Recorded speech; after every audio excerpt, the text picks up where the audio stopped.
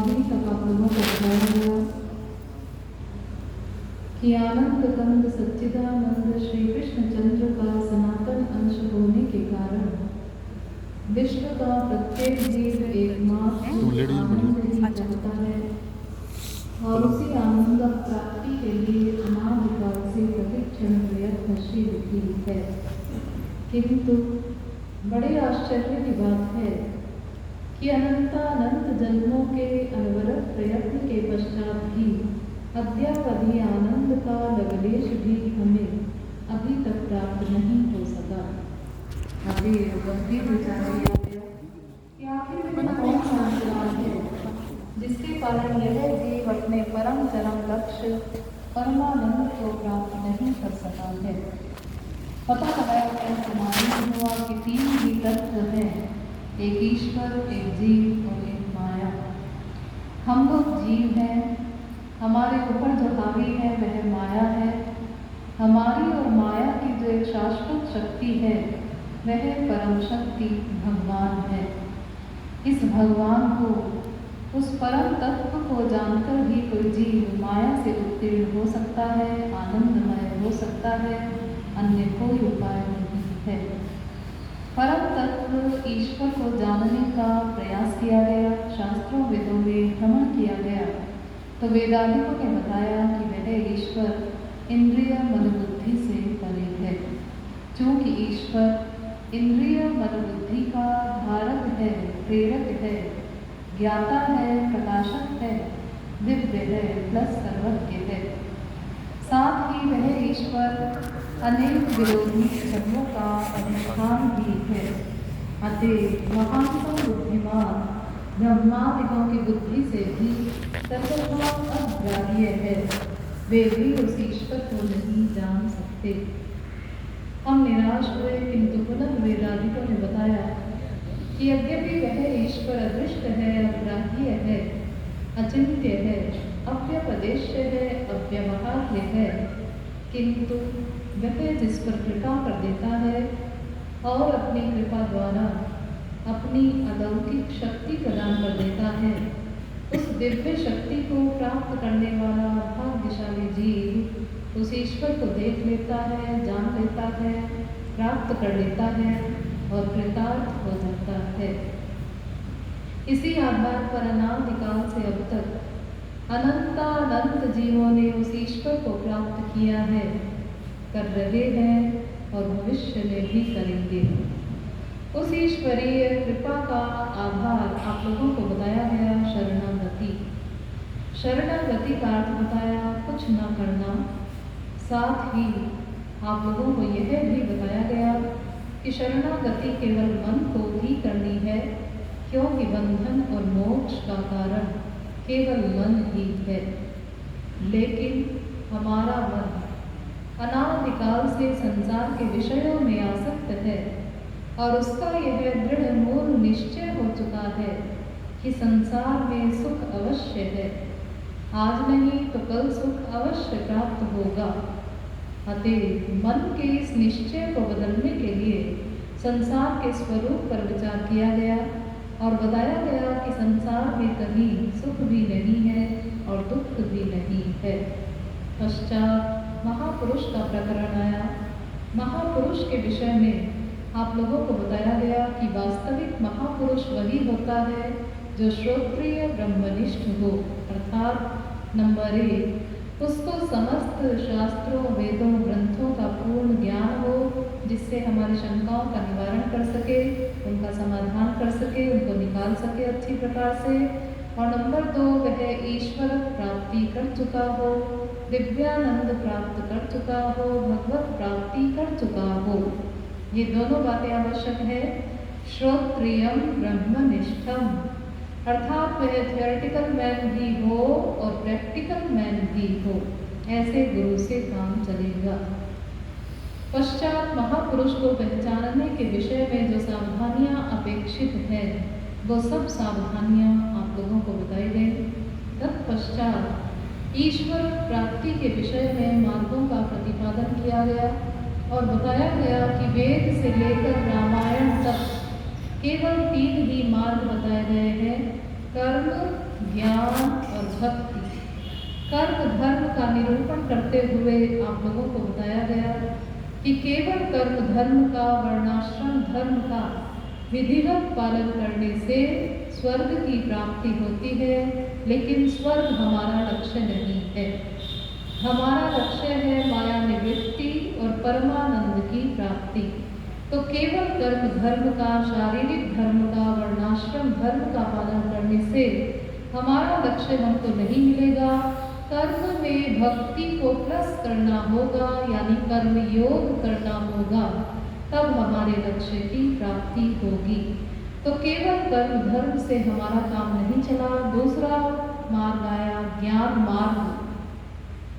इसके विषय में आप लोगों को बताया गया कि ज्ञान मार्ग का अधिकारी वही होता है जो साधन चतुष्टय संपन्न हो, पूर्ण निर्विण्ण हो, अंतःकरण की शुद्धि हो चुकी हो। ज्ञान मार्गी को भगवान साधना पथ में नहीं संभालते, क्योंकि वह भगवान के शरणागत होकर नहीं चलता, अपने बल से ईश्वरीय मार्ग में चलता है, तो भगवान उसका योगक्षेम वहन नहीं करते, उसका ठेका नहीं लेते। अतएव मार्ग में ही पग पग पर उसके पतन की संभावना रहती है। लेकिन भक्ति योगी को भगवान स्वयं संभालते, क्योंकि वह भगवान के शरणागत होकर चलता है, तो भगवान स्वयं उसका योगक्षेम वहन कर लेते हैं, उसका ठेका ले लेते हैं, तो उसके पतन की कोई संभावना नहीं है। एक तीसरा अंतर भी आप लोगों को कल बताया गया कि निराकार ब्रह्मानंद को प्राप्त कर लेने वाले जीवन मुक्त अमलात्मा परमहंस भी सगुण साकार के प्रेमानंद में बरबस विभोर हो जाते हैं। ये आपको सनकादिक, जनकादिक, व्यासादिक, शुकादिक, शंकराचार्यादिक अनेक परमहंसों के उदाहरण से भी समझाया गया और लॉजिक से भी समझाया गया कि ब्रह्म दो नहीं हुआ करता, ब्रह्म एक ही है, लेकिन निराकार ब्रह्मानंद से सगुण साकार के प्रेमानंद में कुछ विशेष रस वैलक्षण्य अवश्य है। तो इस मार्ग से भी हमारा काम नहीं चला, इसमें भी भक्ति को प्लस करना होगा, तब मोक्ष मिलेगा। अब ये जो तीनों मार्ग हैं, कर्म, ज्ञान और भक्ति, इन तीनों का हमारे यहाँ अधिकारित्व बताया गया है कि किस मार्ग का अधिकारी कौन है। अब इनमें सबसे पहला लीजिए कर्म मार्ग। कर्म मार्ग का अधिकारी कौन है? कर्म योगस्तु कामिनां, जो अत्यंत आसक्त है संसार में, उसके लिए है कर्म मार्ग। और ज्ञान मार्ग निर्विण्णानां ज्ञान योगः, भागवत 11वें स्कंध के 20वें अध्याय का 7वां श्लोक। जो पूर्ण विरक्त है संसार से, उसके लिए है ज्ञान मार्ग। और भक्ति मार्ग नातिसक्तो न वैराग्य भागस्यामधिकार्यसौ, भक्ति रसामृत सिंधु।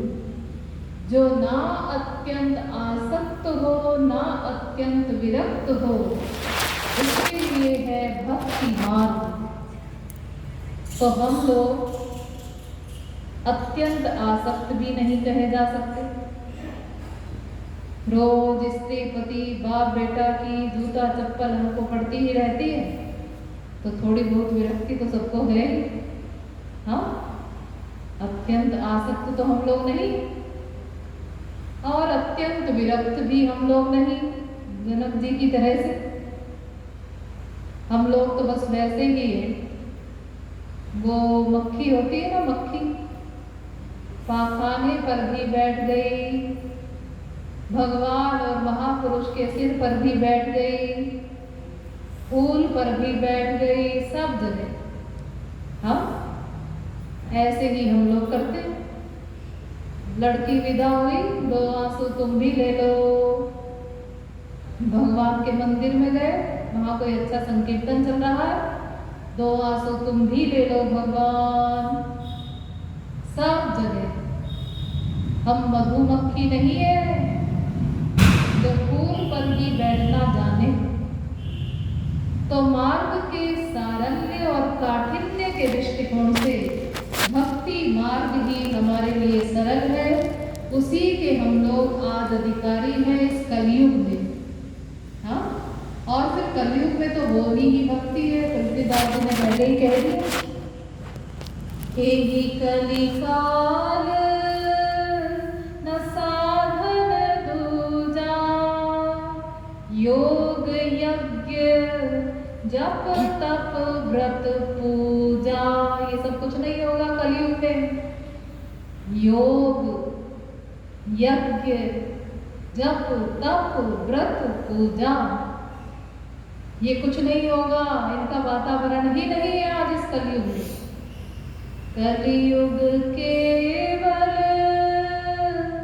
नाम आधारा, सुमिर सुमिर नर उतरहि पारा। केवल नाम संकीर्तन होगा आज इस कलयुग में, और किसी का वातावरण ही नहीं है। इसीलिए नारद जी ने भी कहा है, त्रिसत्यस्य, मैं 3 बार चैलेंज के साथ कहता हूं, त्रिसत्यस्य भक्तिरेव गरीयसी, भक्तिरेव गरीयसी, भक्तिरेव गरीयसी। भक्ति ही करनी होगी। एव लगा है, एव माने ही। भक्ति ही करनी होगी, केवल भक्ति, केवल भक्ति। हाँ, और फिर श्री महाराज जी ने भी इसके ऊपर साइन कर दिया। उन्होंने भी अपने संकीर्तन में लिखा है, अन्य पथ धोखा दे बना, प्रेम से ही मिले सजना। अन्य पथ यानी योग ज्ञान कर्म, ये सब धोखा देने वाले हैं। लक्ष्य की प्राप्ति नहीं होगी। हाँ, योग ज्ञान कहीं में मना,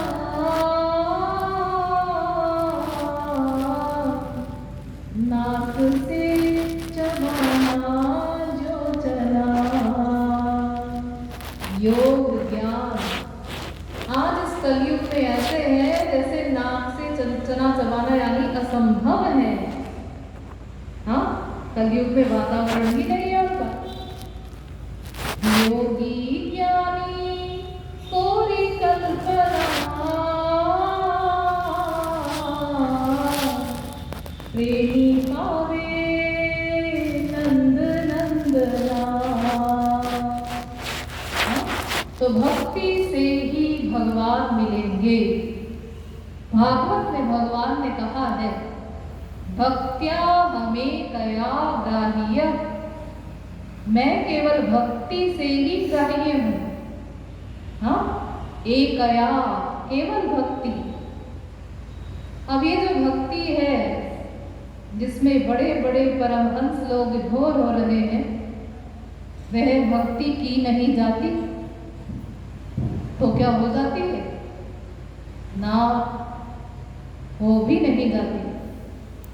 आप लोगों ने कहीं सुना हो, मोहब्बत की नहीं जाती, मोहब्बत हो ही जाती है।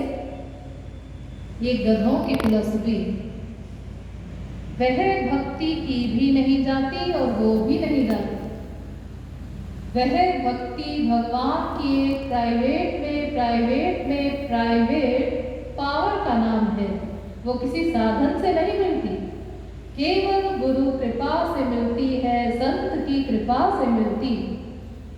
मिलई जो संत हो ही अनुकूला, सो बिनु संत न काहू पाई। तो क्या संत मनमौजी होते हैं कि एक को दे दे उस भक्ति को और दूसरे को ना दे? नहीं, ऐसा नहीं। कोई बात है उसमें। क्या बात है? भक्त्या संजातया भक्त्या बिभ्रत्युत्पुलकां तनुं। भागवत 11वें स्कंद के 3रे अध्याय का 31वां श्लोक। केवल वेदव्यास जी ने इसका उत्तर दिया भागवत में। भक्त्या संजातया भक्त्या, भक्ति से भक्ति मिलती है। भक्ति से भक्ति मिलती है तो फिर इसका मतलब है कि दो भक्ति है। जी हाँ, दो भक्ति है। एक भक्ति की जाती है और एक भक्ति मिलती है। और ये जो दो भक्ति हैं, एक जो की जाती है और एक जो मिलती है, इनके साथ साथ भक्ति के 10 भेद हैं, यानी 10 स्टेज हैं भक्ति की, एक से एक ऊंची। उनको संक्षेप में समझ लीजिएगा, उनकी व्याख्या तो बड़ी लंबी चौड़ी है। साधन भक्ति, भाव भक्ति, प्रेमा भक्ति, स्नेह भक्ति, मान भक्ति, प्रणय भक्ति, राग भक्ति, अनुराग भक्ति, भावावेश भक्ति, महाभाव भक्ति। ये 10 स्टेज है भक्ति की, एक से एक ऊंची। अब इनमें जो दो पहली है साधन भक्ति और भाव भक्ति, ये दोनों की जाती है। और इसके आगे जो मैंने आपको बताई प्रेमा भक्ति से आगे, प्रेमा भक्ति, स्नेह भक्ति, मान भक्ति, प्रणय भक्ति, राग भक्ति, अनुराग भक्ति, भावावेश भक्ति, महाभाव भक्ति, ये करने वाली नहीं है, ये मिलती है गुरु कृपा से, भगवत कृपा से। इनमें करने वाली केवल दो, एक साधन भक्ति और एक भाव भक्ति। हाँ, साधन भक्ति और भाव भक्ति करने से क्या होगा? इससे हमारा अंतःकरण शुद्ध होगा, पात्र तैयार होगा, बर्तन तैयार होगा। पात्र तैयार करना हमारा काम है, वो कोई करके नहीं देगा। अंतःकरण शुद्ध करना हमारा काम है। हाँ, उसके बाद गुरु का काम आएगा। जब हमारा अंतःकरण शुद्ध हो जाएगा तब गुरु स्वरूप शक्ति देकर उसको दिव्य बनाएगा और तब उस दिव्य अंतःकरण में दिव्य प्रेम का दान करेगा, यानी दिव्य भक्ति देगा। प्रथम साधना भक्ति करो, तब मन निर्मल होए। राधे राधे मिलई विशुद्धा भक्ति तब, गुरु अनुकंपा तोय। राधे राधे। भक्ति शतक। अब जो भक्ति हम लोगों को करनी है उसका लक्षण समझिए। अहैतुक्य व्यवहिताया भक्ति पुरुषोत्तमे। भागवत 3रे स्कंद के 29वें अध्याय का 12वां श्लोक। गुण रहितम कामना रहितम प्रतिक्षण वर्धमानम अविच्छिन्नम सूक्ष्मतरम अनुभव रूपम मूका स्वादनवत् प्रकाश्यते क्वापि पात्रे। नारद भक्ति सूत्र 54वां सूत्र। सर्वाभिलाषिता शून्यं ज्ञान कर्माज्ञतावृतम् आनुकूल्येन कृष्णानुशीलनं भक्तिरुच्यते। भक्ति रसामृत सिंधु। अब समझिए संक्षेप में। देखिए, भक्ति करने वाले के लिए सबसे पहली शर्त क्या? सर्वाभिलाषिता शून्यम। सब प्रकार की इच्छाओं को छोड़ना होगा। बस यही गाड़ी रुकी हुई है हम लोगों की।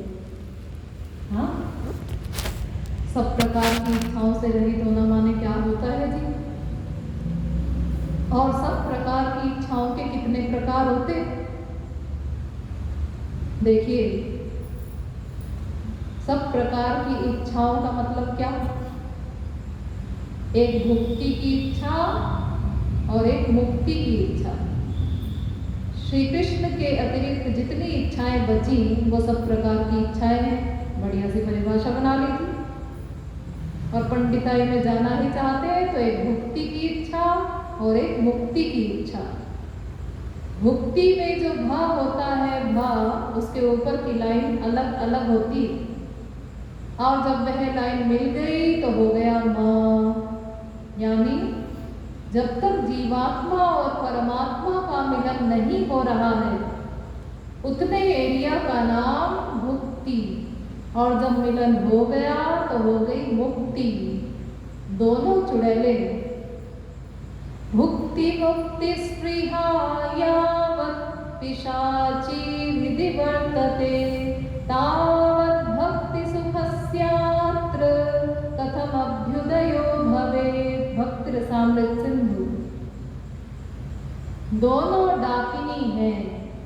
एक भुक्ति, भुक्ति माने ब्रह्मलोक पर्यंत के ऐश्वर्य, जहाँ तक संसार है, माया का अधिकार है, उतने एरिया का नाम भुक्ति।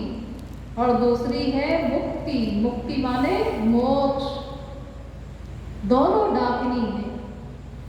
और देखिए, ये भुक्ति नाम की डाकिनी तो कम खतरनाक है, लेकिन मुक्ति नाम की डाकिनी अधिक खतरनाक है। वो कैसे? भुक्ति नाम की डाकिनी जिसको लगी उसको तो यह चांसेस है कि वह संसार में आता जाता रहेगा और फिर कभी कुत्ता बिल्ली गधा बनने के बाद उसको मनुष्य शरीर भी मिल जाएगा। और अगर उस समय उसको कोई वास्तविक संत मिल गया और उसकी बात उसकी बुद्धि में बैठ गई, वह उसके शरणागत हो गया, तो एक दिन उसको प्रेमानंद मिल जाएगा। सगुण साकार भगवान की लीलाओं का प्रेम रस उसको मिल जाएगा। लेकिन मुक्ति नाम की डाकिनी जिसको लग गई और वह भगवान में लीन हो गया, एकत्व मुक्ति जिसकी हो गई, अब तो वह बेचारा अनंत काल के लिए प्रेम रस से वंचित हो गया। अब उस बेचारे को प्रेमानंद कैसे मिलेगा? भगवान से बाहर तो वह निकल नहीं सकता।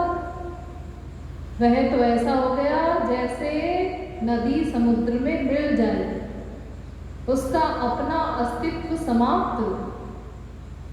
जैसे कोई रसगुल्ला बन जाए, हाँ, तो रसगुल्ला बन जाना अच्छा कि रसगुल्ला खाना? अरे रसगुल्ला खाने वाले को सुख मिलता है ना। तो दोनों प्रकार की कामनाओं को छोड़ना होगा। एक भुक्ति की इच्छा और एक मुक्ति की इच्छा। यहीं पर गाड़ी रुकी हुई है हम लोगों की। आज इंडिया में इतनी ईश्वर भक्ति दिखाई पड़ती है, रात रात भर जाग जाग कर जागरण हो रहे हैं, कीर्तन हो रहे हैं, भजन हो रहे हैं। इतनी ईश्वर भक्ति दिखाई पड़ती है इंडिया में। लेकिन अगर कोई एक विदेश का आदमी हम लोगों से एक प्रश्न कर दे, क्यों जी आपके यहाँ तो इंडिया में घर घर में स्पिरिचुअलिज्म है, घर घर में आध्यात्मिकता है, हर घर में देवी को, विष्णु को, हनुमान जी को, शंकर जी को मानने वाले लोग हैं, इनकी उपासना की जाती। जी हाँ, तो फिर आपके यहाँ इतना करप्शन क्यों है, भ्रष्टाचार क्यों है? क्या जवाब है हमारे पास?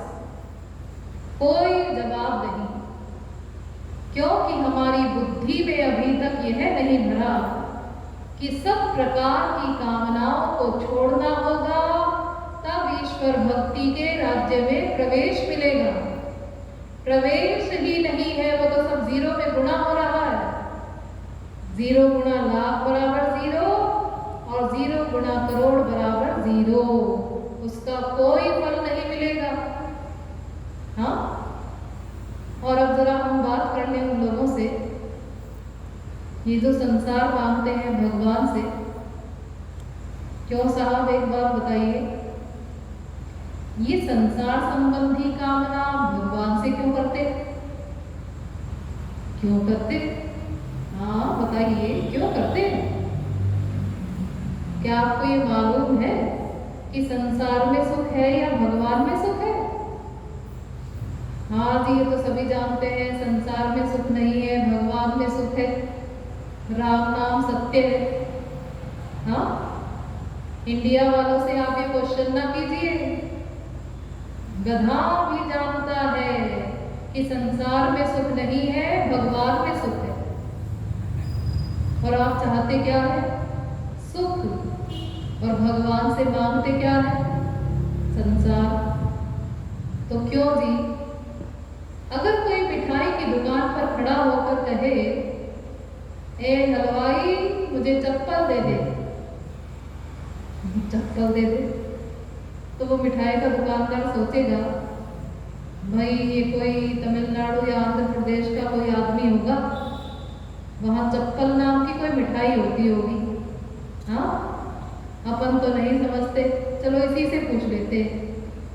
हाँ भाई ये चप्पल कैसी होती है? उसने अपना उतारा चप्पल और दिखा दिया, ऐसी होती है।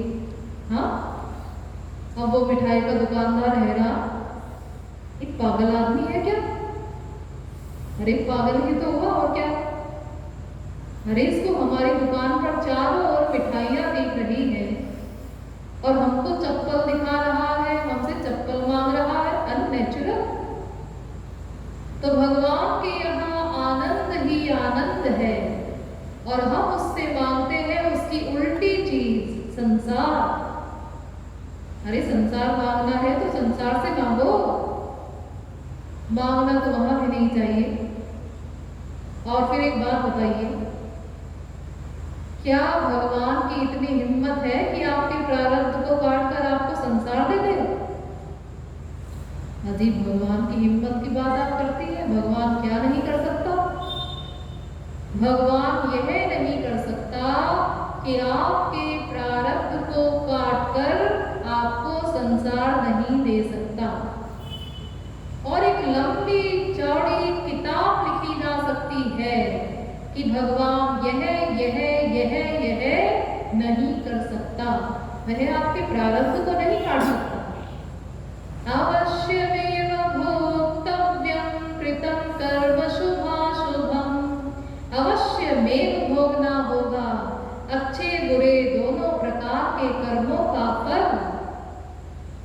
अब फर्क सिर्फ इतना है कि ज्ञानी भुगते ज्ञान ते, मूर्ख भुगते रोए।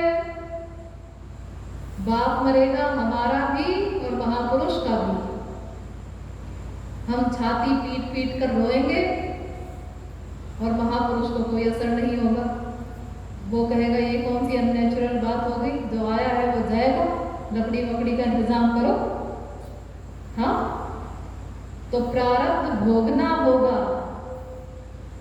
अरे अभिमन्यु, जिसका बाप अर्जुन महापुरुषों में धुरीण, गीता ज्ञानी अर्जुन, चैलेंज के साथ महापुरुष, और उसका बेटा अभिमन्यु लड़ाई में मारा गया।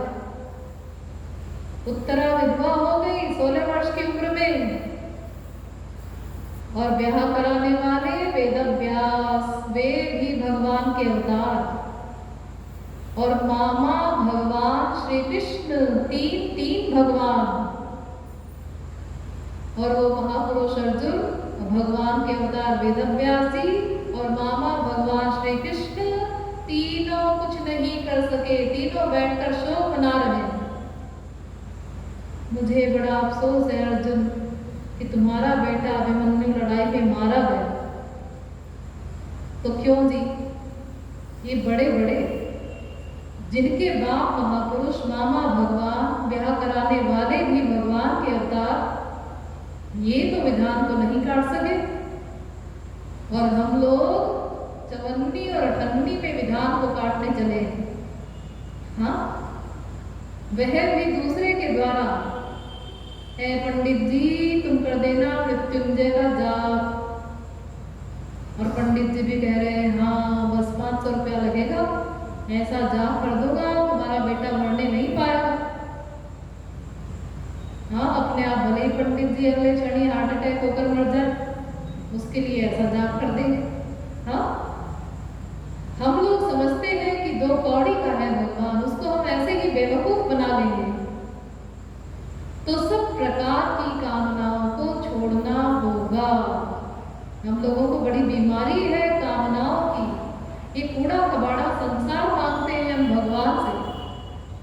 संसार मांगने के लिए वैष्णो देवी मंदिर जा रहे हैं, बालाजी मंदिर जा रहे हैं, तिरुपति मंदिर जा रहे हैं, सब सकाम। हमको बेटा मिल जाए, हमको धन मिल जाए, हमारे लड़के की शादी हो जाए, हमारी लड़की की सर्विस लग जाए, सब जा रहे हैं भागे हुए सकाम। और अगर आपने भगवान को संसार देने वाला माना तो फिर एक दिन आप नास्तिक बनेंगे।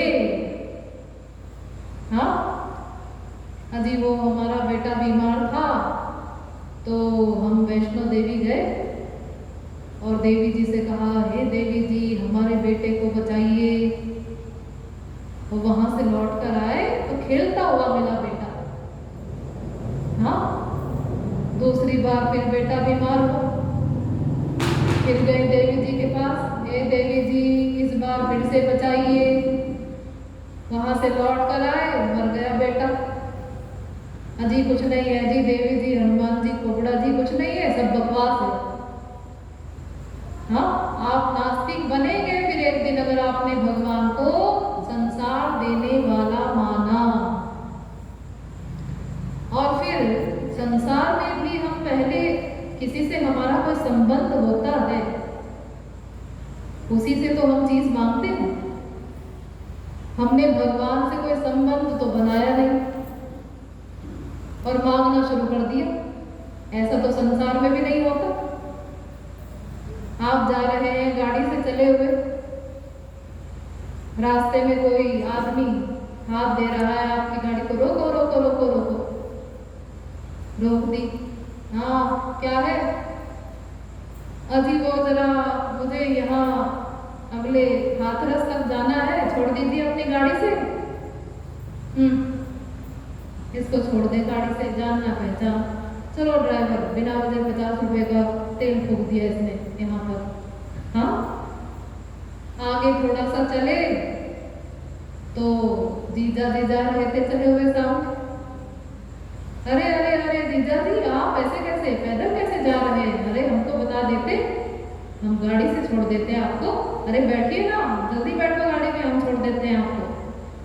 तो कोई अपना संबंधी है संसार में, उसके लिए तो हम सब कुछ करते हैं। जो संबंधी नहीं है उससे बात तक नहीं करना चाहते। तो भगवान को अपना संबंधी तो हमने माना नहीं और मांगना शुरू कर दिया। पहले उसको संबंधी तो बनाइए, उससे अटैचमेंट तो कीजिए। तो बड़ी बीमारी है हम लोगों को मांगने की, ये कूड़ा कबाड़ा संसार। हाँ संसार के लिए हम कब्र तक पर नाक रगड़ते हैं, कब्र तक पर। यूपी में बहराइच एक स्थान है, वहां किसी मुल्ला की कब्र है। वहां सब जाते हैं नाक रगड़ने, हिंदू मुस्लिम सब। हाँ अंधे को आंख मिल जाए, पंगुले को पैर मिल जाए, बिना बाप वाले को बाप मिल जाए, हाँ कचहरी में बाप मिल जाए, यानी रुपया मिल जाए फ्री का कहीं से, सब जा रहे हैं नाक रगड़ते। अरे जब वह मुल्ला जिंदा था तब तो उसने किसी को कुछ दिया नहीं, और आज वहां उसकी हड्डी भी नहीं बची होगी तो वहां नाक रगड़ने से क्या होगा? लेकिन हम लोग नहीं समझते। अजी कहते होंगे शास्त्र वेद, हम तो अपने हिसाब से काम करते हैं। वाह क्या बढ़िया हिसाब है आप लोगों को। हाँ तो सब प्रकार की कामनाओं को छोड़ना होगा। एक कूड़ा कबाड़ा संसार भगवान से नहीं मांगना है। और फिर मांगने की भी तो अकल हम लोगों को नहीं है। हम क्या मांगेंगे भगवान से? यही कूड़ा कबाड़ा संसार। हमारी बुद्धि मटेरियल है तो मटेरियल सामान ही मांगेगी। हाँ, मांगने की भी तो अकल नहीं है हम लोगों को। किसी बच्चे के सामने एक तरफ टॉफी रख दीजिए और एक तरफ हीरा रख दीजिए, और अब बच्चे से कहिए बोलो बेटा क्या लोगे, वो अपना टॉफी उठा लेगा। उसको क्या मालूम कि हीरे की क्या कीमत होती है। तो मांगने की भी तो अकल नहीं है हम लोगों को। इंद्र तक को अकल नहीं है। स्वर्ग सम्राट इंद्र, वो भी मायाबद्ध है, माया के अंडर में है। एक बार भगवान महालक्ष्मी जी को लेकर और स्वर्ग में गए। चलो आज स्वर्ग में घूम कर आते हैं, पिकनिक मनाने जाते हैं। गए वहां तो इंद्र आया स्वागत करने। आइए आइए साहब, आपका वेलकम है। तो भगवान ने इंद्र से कहा बेटा वर मांगो। तो इंद्र ने कहा महाराज ऐसी लड़की दे दीजिए जो पूरे विश्व में कहीं ना हो। जितनी सुंदर वो लड़की हो, ऐसी सुंदर लड़की पूरे विश्व में कहीं ना हो, ऐसी लड़की दीजिए। भगवान महालक्ष्मी जी की तरफ देखकर मुस्कुराए, देखो बेवकूफ को क्या मांग रहा। तो भगवान ने योग माया से करोड़ों लड़कियां खड़ी कर दी। हाँ बेटा देख ले, पसंद कर ले, जो तुझको पसंद हो ले ले। उसने पहली लड़की देखी, नाम आप लोग जानते होंगे, उर्वशी। पहली लड़की देखी तो कहा बस बस बस महाराज ये लड़की दे दी थी। अरे देख ले, सबको देख ले ठीक से, उसके बाद पसंद कर लेना। नहीं नहीं महाराज बस ये लड़की चाहिए, ये लड़की दे दी थी। अब उर्वशी को लेकर गया अपने गुरु बृहस्पति के पास। बृहस्पति जी ने देखा ये कौन लड़की है आज इसके साथ। हाँ, तो बृहस्पति जी ने पूछा ये कौन है? वो गुरुजी वो भगवान मिले थे, उन्होंने कहा वर मांग ले, तो मैंने इसको मांगा। अरे बेवकूफ, तुझे यही मांगना था? अनंत जन्म हो गए यही सब भोगते भोगते, तेरा पेट नहीं भरा, तूने अपने गुरु की भी नाम कटवा दी है मांग करके। यही मांगना था तुझे? हाँ, तो मांगने की भी तो अकल हम लोगों को नहीं है। क्या मांगेंगे हम? यही मटेरियल संसार, कूड़ा कबाड़ा संसार। क्योंकि हमारी बुद्धि मटेरियल है तो मटेरियल सामान ही मांगेगी। तो सब प्रकार की कामनाओं को छोड़ना होगा। यही गाड़ी रुकी हुई है हम लोगों की। और फिर अगर हमें भगवान संसार का वैभव दे भी दे, चलो मान लेते हैं, एक कदम और आगे बढ़िए। अगर हमें भगवान संसार का वैभव दे भी दे तो फिर हमारी क्या हालत हो जाएगी? फिर हमारी ये हालत होगी, एक बार राम राज्य में किसी कुत्ते को किसी साधु ने निरपराध डंडा मार दिया, उसकी पिटाई कर दी। तो उसने आकर भगवान के सामने, भगवान राम के दरबार में, कोर्ट में मुकदमा दायर कर दिया उस साधु के खिलाफ। महाराज इस साधु ने हमें निरपराध डंडा मारा है, इसको सजा दीजिए। तो भगवान ने उस साधु को पूछा क्यों भाई तुमने इसको डंडा मारा बिना वजह? उसने कहा जी महाराज। तो फिर भी तुम्हें क्या सजा दी जाए?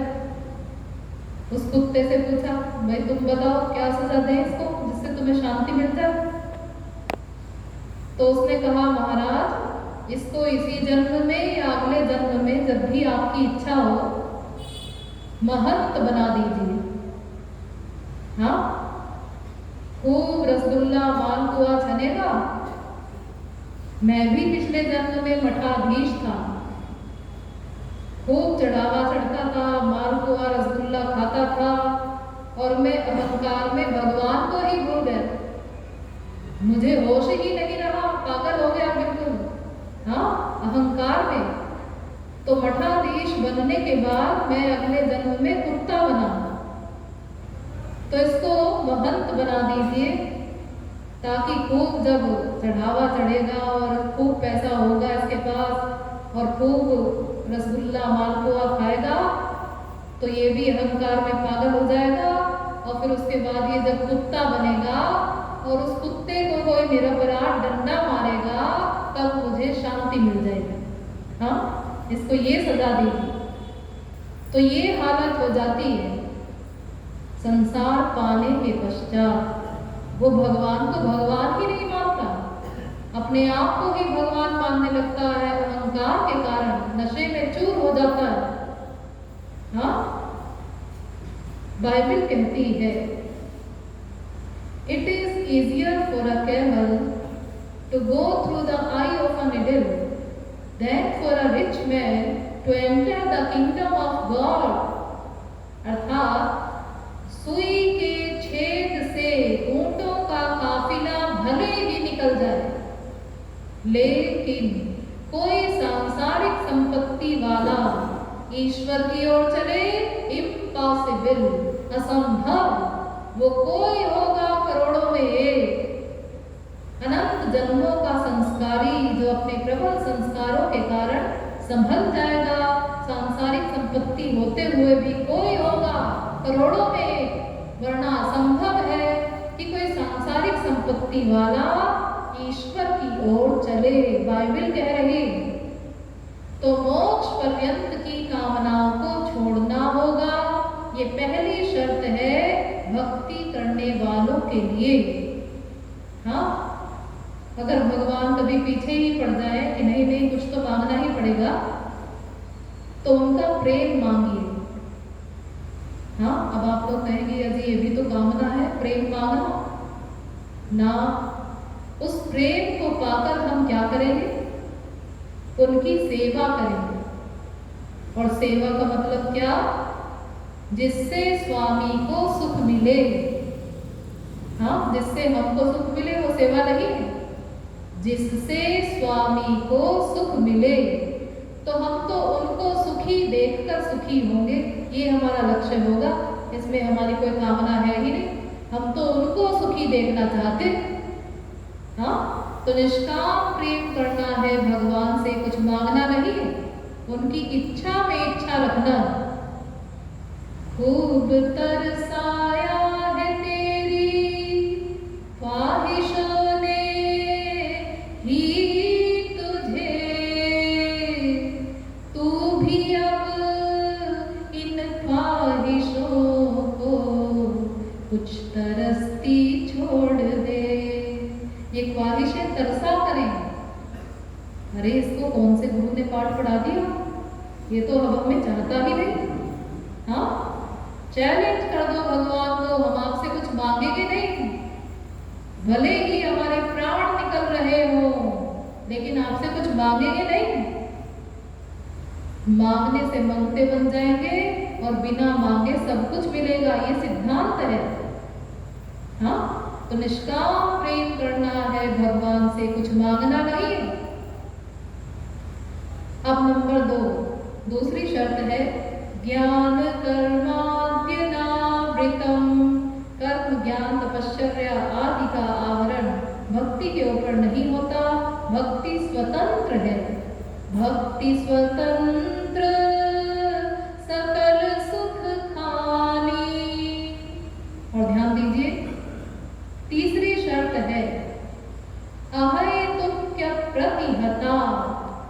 निरंतर भक्ति हो, निरंतर तैल धारा वद विच्छिन्न। हाँ, ऐसा नहीं है कि आप 24 घंटे में 4 घंटे भगवान का भजन करें, कीर्तन करें, आंसू बहाएं, उनका ध्यान करें हरि गुरु का, और बाकी 20 घंटे संसार का भजन करें, संसार का चिंतन करें, खूब गपड़ सपड़ करें।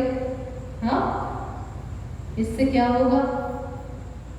इससे तो ये होगा कि कमाई 1 रुपया और गमाई 10 रुपया। इससे तो और हम कर्जदार बन जाए। हाँ, तो निरंतर भक्ति करनी होगी, निरंतर। वो कैसे होगी जी? हमें तो बहुत सारे काम करने पड़ते हैं संसार में, गृहस्थी लोगों को, तो निरंतर भक्ति कैसे होगी? ध्यान दीजिए, सदा सर्वत्र हरि गुरु को अपने साथ रियलाइज करना होगा। वो हमारे अंदर बैठे हैं और हम जो सोच रहे हैं वो सब नोट किया जा रहा है, उसका दंड मिलेगा। हाँ, सदा सर्वत्र उनको अपने साथ महसूस करना होगा, इसका अभ्यास करना होगा। हम लोग बोलते तो है घट घट व्यापक राम, लेकिन मानते नहीं है उसको। तो जब भी कोई गलत चिंतन प्रारंभ हो, तुरंत सावधान हो जाइए, काट दीजिए उसको। अरे ये मैं क्या सोच रहा हूँ, ये गंदी गंदी बातें सोचने से क्या मिलेगा, उनकी कृपा कैसे मिलेगी? हाँ, वो अंदर बैठे हैं, वो सब नोट कर लेंगे, फिर कृपा कैसे मिलेगी? तुरंत सावधान हो जाइए, सदा सर्वत्र उनको अपने साथ महसूस करना होगा। हर आदमी के अंदर एक प्राइवेसी होती है, प्राइवेसी, और वही प्राइवेसी उससे पाप कराती है। क्या? जो मैं सोच रहा हूँ वह कोई नहीं जानता। बीवी के खिलाफ सोच रहे हैं, बीवी के सामने बैठकर। पति के खिलाफ सोच रहे हैं, पति के सामने बैठकर। गुरु के खिलाफ सोच रहे हैं, गुरु के सामने बैठकर। बाप के खिलाफ सोच रहे हैं, बाप के सामने बैठकर, और बड़े खुश हो रहे हैं, जो मैं सोच रहा हूँ वह कोई नहीं जानता। और भगवान हंसता रहता है, अरे गधे, मैं तेरे अंदर बैठा हूँ। हाँ, तो अकेला नहीं है, मैं भी बैठा हूँ साथ में, और ये सब नोट किया जा रहा है जो तू सोच रहा है, मरने के बाद इसका दंड मिलेगा। हाँ, तो निरंतर भक्ति करनी होगी। जब बार बार हम ये अभ्यास करेंगे कि वो हमारे अंदर बैठे हैं, हम जो सोच रहे हैं ये सब नोट कर लिया जाएगा, तो फिर हमारा कल्याण कैसे होगा, कृपा कैसे होगी, इसका बार बार हमें अभ्यास करना होगा। वो अंदर बैठे हैं, वो अंदर बैठे हैं, वो मेरे साथ हैं। हाँ, फिर प्राइवेसी भी समाप्त हो जाएगी, और प्राइवेसी समाप्त होगी तो फिर हम पाप भी नहीं करेंगे। हमें हर समय ध्यान रहेगा वो अंदर बैठे हैं, और ये कोई कल्पना नहीं है, ये वास्तविकता है। वो वास्तव में अंदर बैठे हैं। वेद कह रहा है, एको देव सर्वभूतेषु गूढ़ः सर्वव्यापी सर्वभूतान्तरात्मा कर्माध्यक्षः सर्वलोकाधिवासः साक्षी चेता केवलो निर्गुणश्च। श्वेताश्वतरोपनिषद 6वें अध्याय का 11वां मंत्र। हाँ, वो सर्वव्यापक है, वो अंदर बैठा है, ये वेद मंत्र कह रहा है। तो ये कोई कल्पना नहीं है कि हमें ऐसे ही मान लेना है, ऐसा नहीं है, वास्तविकता है।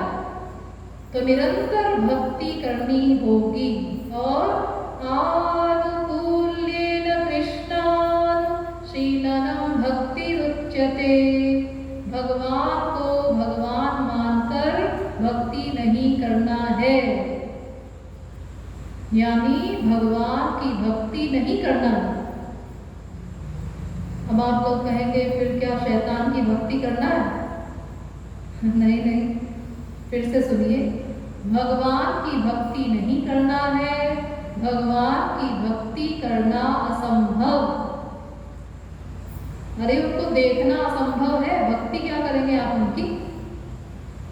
अर्जुन के सामने खड़े हो गए भगवान अपने उस भगवान वाले रूप में, विराट रूप में, तो अर्जुन कांपने लगा, दिव्य दृष्टि देने पर भी। और कहता है, महाराज दया कीजिए, हमको ये भगवान भगवान नहीं चाहिए। हाँ, गलती हो गई हमसे, जो हमने आपसे कह दिया कि जरा दिखाइए आप कैसे भगवान हैं। हाँ, मैं तो इस रूप को देखकर डरा जा रहा हूँ, हमें भगवान भगवान नहीं चाहिए, आप हमारे वही पहले वाले सखा बन जाइए। क्योंकि ऐश्वर्यस्य समग्रस्य धर्मस्य यशसः श्रिय ज्ञानवैराग्ययोश्चैव षण्णां भग इति रणा। भक्ति रसामृत सिंधु। अर्थात भगवान का जो भग है, भग जो वैभव है, जो ऐश्वर्य है भगवान का, उसको अगर हम लोग देखेंगे तो डर जाएंगे और कांपने लगेंगे। कहाँ भगवान, कहाँ हम। वाह, क्या बढ़िया प्रेमी और क्या बढ़िया प्रेमास्पद। हाँ, भगवान उस तत्व का नाम है जिसमें अनंत कोटि ब्रह्मा, अनंत कोटि विष्णु, अनंत कोटि शंकर समाये हुए हैं। उस तत्व का नाम भगवान है। तो भला हम उनसे कैसे प्यार करेंगे? हम लोग तो डर जाएंगे और कांपने लगेंगे। प्यार क्या करेंगे उनसे?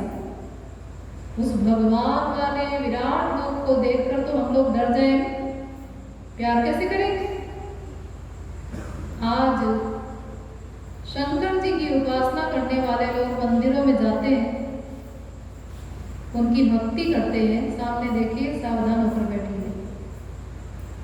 लेकिन अगर शंकर जी यहाँ आप लोगों के बीच में प्रकट हो जाए, हाँ, तो आप लोगों में से कुछ तो मर जाए, कुछ का हार्ट फेल हो जाए और कुछ भाग जाए आंख मीच करके। हाँ, अगर शंकर जी की बारात यहाँ आ जाए, वो फुफकारते हुए सांप, ये दुनियादारी वाले सांप नहीं, ये जो कोबरा ओबरा को देखकर भी आप लोग भाग पड़ते हैं।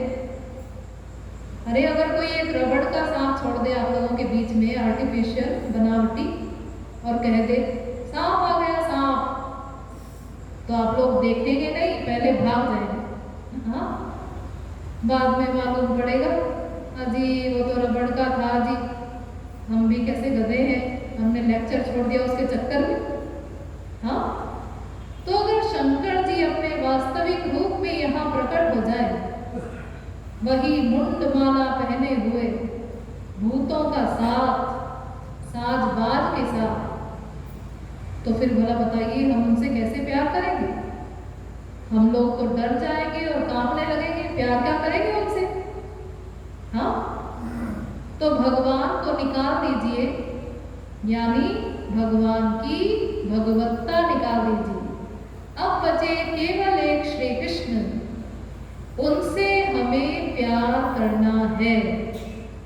अब साधना भक्ति की बातें हम आपको बताने जा रहे हैं, इसलिए सावधान होकर सुनिएगा। तो अब हम उनको अपना क्या माने? अभी तक तो हम समझते थे कि हम जीव हैं और श्री कृष्ण भगवान है ना। अपने आप को जीव भी मत मानिए, इसको भी निकाल दीजिए, और उनको भगवान भी मत मानिए, उसको भी निकाल दीजिए। अब आप आ जाइए 5 भावों में। नंबर 1, मैं प्रजा हूँ, श्री कृष्ण मेरे राजा हैं। यह है शांत भाव। इससे ऊंचा, श्री कृष्ण मेरे स्वामी है, मैं उनका दास हूँ। यह है दास्य भाव। इससे भी ऊंचा, श्री कृष्ण मेरे सखा है, मैं उनका दोस्त हूँ, लंगोटिया यार। यह है सख्य भाव। इससे भी ऊंचा, श्री कृष्ण मेरे बेटे हैं, मैं उनकी माँ हूँ या बाप हूँ। यह है वात्सल्य भाव। इससे भी ऊंचा, श्री कृष्ण मेरे प्रियतम है, मैं उनकी प्रेयसी हूँ। ये है माधुर्य भाव। इन 5 भावों से हमें उनसे प्यार करना है, यानी कोई व्यक्तिगत संबंध मानकर उनसे प्यार करना है, नेचुरल प्यार करना है। हाँ, और हमारे संबंध ही उन्हीं से हैं सब। जितने भी संबंध हो सकते हैं हमारे अपने अंशी परमात्मा से ही है। आप लोग रोज बोलते तो हैं, त्वमेव माता च पिता त्वमेव, त्वमेव बंधुश्च सखा त्वमेव, त्वमेव सर्वम। आप हमारे सब कुछ हैं। सर्वम में सब कुछ आ गया। जितने भी संबंध हो सकते हैं वो हमारे अपने अंशी परमात्मा से ही हैं। हाँ, तो कोई व्यक्तिगत संबंध मानकर उनसे प्यार करना है। अब इनमें जो सबसे पहला है शांत भाव, उस पर थोड़ा विचार कीजिए। मैं प्रजा, श्री कृष्ण मेरे राजा। बड़ा दूरी का नाता है, रिश्ता तो है लेकिन बड़ा दूरी का रिश्ता है। कभी राजा साहब की सवारी निकलेगी धर्मशाला के सामने से तो देख लेंगे, बस बात करने का तो कोई मतलब ही नहीं है राजा साहब से। बड़ा दूरी का नाता है। इसलिए रसिकों ने इस शांत भाव को भी निकाल दिया कि भगवान संबंधी है शांत भाव। महाविष्णु के उपासकों को शांत भाव का उपासक माना जाता है, 4 भुजा वाले का। लेकिन 4 भुजा वाले की भक्ति हम लोगों को नहीं करनी। वहाँ रस नहीं है वैकुंठ में, वहाँ ऐश्वर्य है। और ऐश्वर्य शक्ति जहाँ आ जाती है वहाँ दूरी बढ़ जाती, प्रेम समाप्त हो जाता है। एक छोटा सा बच्चा, उसका बाप कलेक्टर है, कमिश्नर है, बहुत बड़ा ऑफिसर है, तो वो बच्चा उस कलेक्टर वाले रूप से प्यार नहीं करता। वो कलेक्टर टाई बेल्ट लगा करके, कोट पहन करके ऑफिस में बैठा है और नौकरों को डांट रहा है, तो बच्चा दूर से ही देख लेता है, हाँ ये पापा क्या हुआ बने हुए, हाँ भाग जाता है दूर से ही देख करके, ये पापा अच्छे नहीं हैं, इनसे बात नहीं करेंगे। हाँ, तो उस रूप से प्यार नहीं करता वो छोटा सा बच्चा कलेक्टर वाले रूप से। जब वही कलेक्टर घर आकर तहमत पहनकर या नाइट सूट पहनकर उस छोटे से बच्चे को गोद में लेकर ता ता ता ता ता तोतली भाषा में उससे बात करता है, वो रूप बच्चे को पसंद आता है। घर में आकर बच्चा कहता है पापा घोड़ा बनो, वो घोड़ा बना रहा है कलेक्टर को। हाँ, तो उस रूप से वो बच्चा प्यार करता है, उस कलेक्टर वाले रूप से नहीं करता। तो ऐश्वर्य शक्ति जहाँ आ जाती है वहाँ दूरी बढ़ जाती है, प्रेम समाप्त हो जाता है। तो शांत भाव निकल गया, हमें वैकुंठाधिपति महाविष्णु से प्यार नहीं करना है, हमको तो ब्रज के श्याम सुंदर से प्यार करना है, कुंज के श्याम सुंदर से प्यार करना है। वहाँ रस ही रस है ब्रज में, वहाँ ऐश्वर्य नहीं है। ऐश्वर्य शक्ति चोरी चोरी सेवा करती है भगवान की। हाँ, तो हमें ब्रज के श्याम सुंदर से ही प्यार करना है। उनसे हम लिपट भी सकते हैं, उनके साथ खेल भी सकते हैं, उनको गले लगा सकते हैं, उनसे बात कर सकते हैं, वहाँ कोई दूरी नहीं, रस ही रस है ब्रज में। अब शांत भाव निकल गया, अब बचे 4, दास्य सख्य वात्सल्य माधुर्य। अब दास्य भाव में 2 भाव आ गए, जब चाहे श्री कृष्ण को अपना स्वामी मानो, जब चाहे राजा मान लो, यानी नीचे के भाव में आ जाओ। देखिए, ध्यान दीजिए, ऊपर के भाव वाला नीचे के भाव में जा सकता है, लेकिन नीचे वाला ऊपर नहीं जा सकता। जैसे कलेक्टर डिप्टी कलेक्टर की कुर्सी पर बैठ सकता है, डिप्टी कलेक्टर तहसीलदार की कुर्सी पर बैठ सकता है, लेकिन नीचे वाला ऊपर नहीं बैठ सकता। तो दास्य भाव में 2 भाव हो गए, एक दास्य भाव और एक शांत भाव। इसके आगे आया सख्य भाव, इसमें 3 में प्रवेश हो गया आपका। जब चाहे श्री कृष्ण को अपना सखा मानो, जब चाहे स्वामी मानो, जब चाहे राजा मान लो, 3 भाव आ गए। इसके आगे आया वात्सल्य भाव, इसमें 4 भाव आ गए। जब चाहे श्री कृष्ण को अपना बेटा मानो, जब चाहे सखा मानो, जब चाहे स्वामी मानो, जब चाहे राजा मान लो। इसके आगे आया माधुर्य भाव, इसमें 5 भाव आ गए। जब चाहे श्री कृष्ण को अपना प्रियतम मानो, जब चाहे बेटा मानो, जब चाहे सखा मानो, जब चाहे स्वामी मानो, जब चाहे राजा मान लो। 5 का समावेश हो गया माधुर्य भाव में। इसलिए सर्व माधुर्य भाव का रसिक कहलाता है, क्योंकि वह नीचे के सब भावों में जा सकता है, लेकिन नीचे वाला ऊपर नहीं जा सकता। सखाओं को महारास में प्रवेश नहीं मिला, सख्य भाव नीचे है माधुर्य भाव से। यशोदा मैया को महारास रस नहीं मिला, वात्सल्य भाव नीचे है माधुर्य भाव से। हाँ, तो हमें माधुर्य भाव से ही उनकी उपासना करनी है, उनसे प्यार करना है। अरे जब प्यार करना ही है उनसे, तो फिर नीचे के दर्जे से क्यों करें? क्यों खतरे में पड़े कि आगे रोक दिए जाए? कहाँ जा रहे हो? वृंदावन। कौन हो तुम? तुलसीदास। यहाँ कैसे आ गए? तुम तो दास से भाव के थे। हाँ, लेकिन आ गए और देख भी लिया युगल सरकार को एक दूसरे के गले में बांध डाले हुए। देखिए, ध्यान दीजिए, नौकर उस कमरे में नहीं जाता जहां उसके स्वामी और स्वामिनी प्राइवेट कमरे में रहते हो, और अगर जाएगा तो परमिशन लेकर जाएगा। लेकिन तुलसीदास जी ऐसे ही पहुंच गए वृंदावन, और जब पहुंच गए तो उन्होंने कहा, अब तो ये रसिक लोग हमारी धज्जी उड़ा देंगे, तुम आए कैसे यहाँ? तुम तो दास से भाव के थे।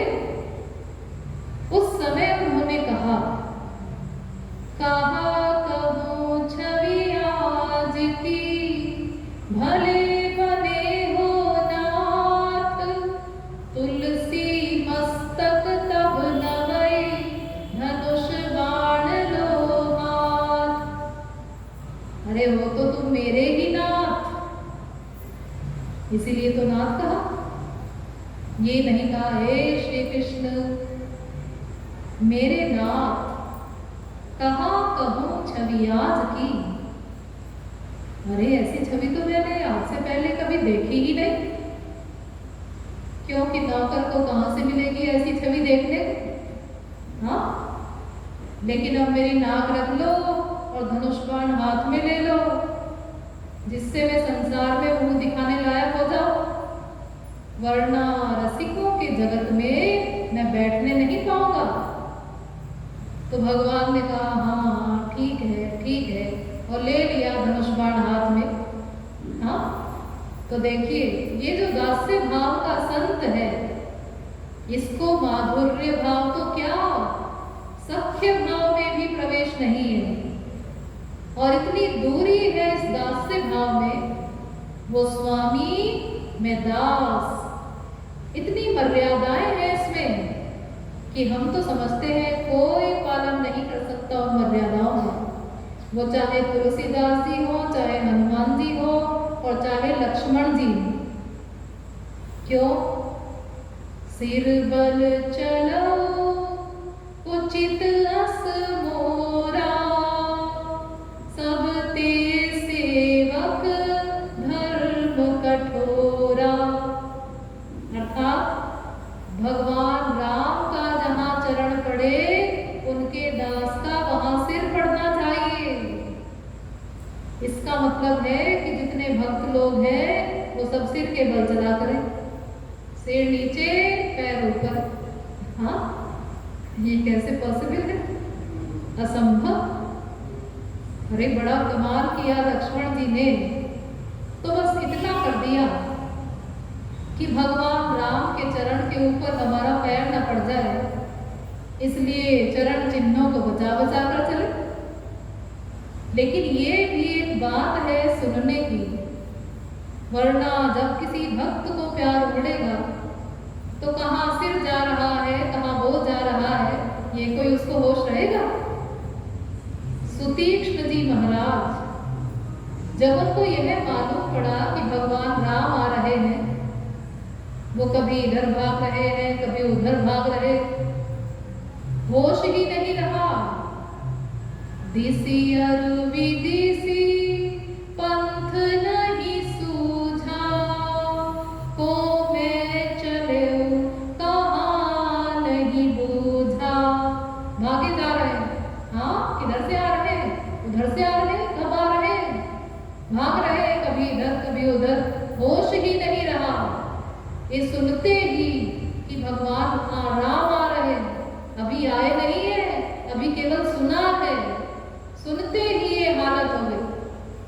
तो बड़ा कठिन है मर्यादाओं का पालन करना।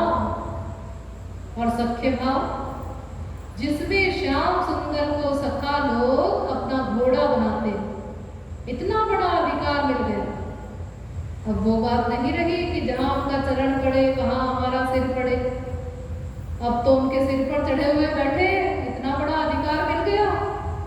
हाँ, इतना बड़ा अधिकार निरंतर हो गया। और इस ऐश्वर्य के बीच में भी मनसुखा ने जो रस पैदा कर दिया, जब भगवान ने गोवर्धन पहाड़ को उठाया तो सखा लोग भी अपना लठिया लगाए थे, और लठिया लगाते हुए पूरी ताकत लगाए जितनी उनके अंदर ताकत थी। हाँ, उस समय भी मनसुखा ने जो रस पैदा कर दिया ऐश्वर्य के बीच में। मनसुखा ने कहा, ए श्री दामा धनसुख मधुमंगल, देखो देखो इस कनुआ की मक्कारी। कनुआ कहते थे सखा लोग, कनुआ। हाँ, बलराम को बलुआ।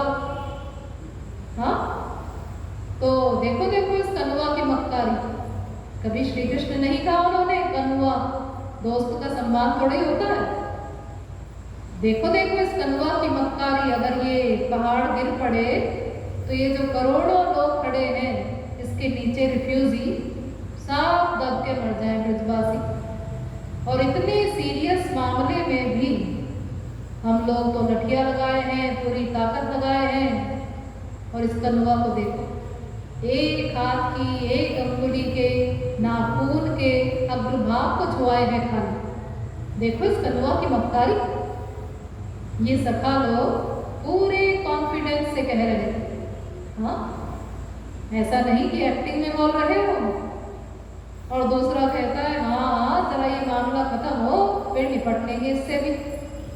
यानी अभी उसकी पिटाई भी करने का विचार है। हाँ, भावार्थ ये है कि हम ही ने पहाड़ को उठा रखा है। क्योंकि अगर ये फीलिंग आ जाए कि श्री कृष्ण भगवान हैं, फिर तो कहाँ का कनुआ और कहाँ के और शब्द फिर तो शुरू हो जाएगा। सहस्र शीरेखा पुरुषः सहस्राक्षः, स्तुति शुरू हो जाएगी। आरती उतारा करेंगे सखा लोग, वो बात ही नहीं रह जाएगी, सारा रस ही समाप्त हो जाए। तो इतना अपनापन हो गया इस सख्य भाव में। लेकिन ध्यान दीजिए, दो दोस्त ड्राइंग रूम में बैठे हुए एक दूसरे के गले लगे हुए ऐसी वैसी बातें कर रहे थे। इतने में कहीं से माँ आ गई और माँ ने कहा, अरे सुनो, वो कुछ घर की प्राइवेट बात करनी है। अब वो अपने दोस्त से कहता है, भाई तुम जरा बाहर जाओ, मम्मी कुछ प्राइवेट बात करना चाहती। अब दोस्त का अधिकार खत्म, क्योंकि अब उससे ऊंचा आ गया वात्सल्य भाव। और वात्सल्य भाव की बात क्या कही जाए? वात्सल्य भाव में मैया यशोदा को देखकर नारद जी आश्चर्य में खड़े रह गए, एक टक देख रहे हैं। और जब थोड़ा होश में आए तो कहते हैं, अरे मैया यशोदा, तूने पिछले कितने जन्मों में कौन कौन से पुण्य किए थे? अरे मैंने तो सब शास्त्र वेद पढ़े हैं, किसी शास्त्र वेद के किसी मंत्र में ऐसा कोई पुण्य नहीं लिखा जिसका ये फल होता जो मैं देख रहा हूं आंख से। ब्रह्म श्री कृष्ण रोता हुआ बिलखता हुआ धरती पर लौट रहा, मैया मुझे गोद में ले ले। और मैया कहती है, चल हट परे, छुट्टी नहीं है, घर का काम करना है। अनोखा यही लाल आया है, जब देखो गोद में चढ़ा रहेगा। हाँ, गोद में ले लो, गोद में ले लो। ये डांट, ये झांकी जब देखी नारद जी ने तो आश्चर्य में खड़े रह गए। अरे ये भगवान तो परमहंसों की समाधि में नहीं जाते। और यहाँ मैया इनको इस प्रकार से दुत्कार रही, चल छोड़ मेरा आंचल, भाग यहाँ से, जब देखो गोद में चढ़ा रहेगा। अनोखा यही डाल आया, इतना अपनापन हो गया इस वात्सल्य भाव में, वो मैया उनको भगवान भगवान मानती ही नहीं है। वो कहती है, देख लाला तू गाय चराने जाएगा ना जंगल में? हाँ भैया गाय चराने जाऊंगा। तो वहां तो डरना नहीं, वहां तुझे बहुत सारे जंगली जानवर मिलेंगे, शेर, चीते, भालू, तो तू डरना नहीं उस समय, तू नारायण का ध्यान करना। और ठाकुर जी भी कह रहे हैं, हाँ भैया मैं नारायण का ध्यान करूंगा। मैया को ये मालूम ही नहीं है कि यही स्वयं नारायण है। हाँ, वो भगवान भगवान मानती ही नहीं। जैसे सामान्य बच्चा और माँ होते हैं वैसे ही उनका संबंध है। तूने मिट्टी खाई, आज तेरी खैर नहीं है, छोड़ूंगी नहीं आज तुझे। वो तूने मिट्टी खाई, पतली सी सांटी दिखा रही है, मेरा बच्चा है वो बिगड़ ना जाए, आज इसको बांध देती हूँ, इसकी पिटाई करूंगी आज। हाँ, वो भगवान भगवान मानती ही नहीं है उनको। तो इतना अपनापन हो गया इस वात्सल्य भाव में। लेकिन ध्यान दीजिए, जब दो मियाँ बीवी प्राइवेट कमरे में होते हैं तो माँ को भी वहां से जाना होता है। अब आ गया माधुर्य भाव। माधुर्य भाव में पूर्ण एकत्व हो गया। जब श्याम सुंदर महाराज से गायब हो गए और किशोरी जी को भी छोड़ दिया, उस समय किशोरी जी ने विलाप किया, हा नाथ रमण प्रेष्ठ क्वासी क्वासी महाभुज। भागवत 10वें स्कंद के 30वें अध्याय का 40वां श्लोक। अर्थात आप हमारे स्वामी भी हैं, आप हमारे सखा भी हैं, आप हमारे प्रियतम भी हैं, पांचों भाव वाले हम हैं, माधुर्य भाव वाले, इसलिए आप हमारे पांचों हैं। सब नामों से श्याम सुंदर को पुकारा। ये है माधुर्य भाव। और इस माधुर्य भाव में भी 3 क्लासेस हैं, A class, B class, C class. Number 1, जो केवल अपने सुख के लिए श्याम सुंदर से प्यार करती है कोई भी जीवात्मा माधुर्य भाव से, वह कहलाता है साधारणी रति वाला माधुर्य भाव। नंबर 2, जो अपना सुख प्लस श्याम सुंदर के सुख को दृष्टिकोण में रखकर प्यार करती है कोई भी जीवात्मा माधुर्य भाव से, वह कहलाता है समंजसा रति वाला माधुर्य भाव। नंबर 3, जो केवल श्याम सुंदर के सुख के लिए ही प्यार करती है कोई भी जीवात्मा माधुर्य भाव से, वह कहलाता है समर्थारति वाला माधुर्य भाव। इनको जरा संक्षेप में समझ लीजिएगा, बहुत आवश्यक है। अपना सुख माने, संसारी सुख नहीं। श्याम सुंदर का विषय हमको मिले, उनका दर्शन मिले, उनका दर्शन मिले। उनकी नहीं इच्छा है दर्शन देने की। अजी इच्छा कैसे नहीं है, हम तो मरे जा रहे हैं, उनकी इच्छा नहीं है दर्शन देने की, ये भी कोई बात है? वो कैसे भक्त वत्सल है, उनकी इच्छा नहीं है दर्शन देने की, ये गलत प्रेम है। इसका नुकसान देखिए क्या हुआ। साधन भक्ति, भाव भक्ति, प्रेमा भक्ति, प्रेमा भक्ति पर जाकर ये माधुर्य भाव का रसिक ठप्प हो गया, आगे नहीं जा सकता। मैंने 10 स्टेज बताई थी ना आपको भक्ति की, तो एक 3 स्टेज तक ही जा पाया। सकाम भक्त जो अपना सुख चाहता है, हाँ, इसमें आती है कुब्जा। कुब्जा का नाम सुना होगा आप लोगों ने।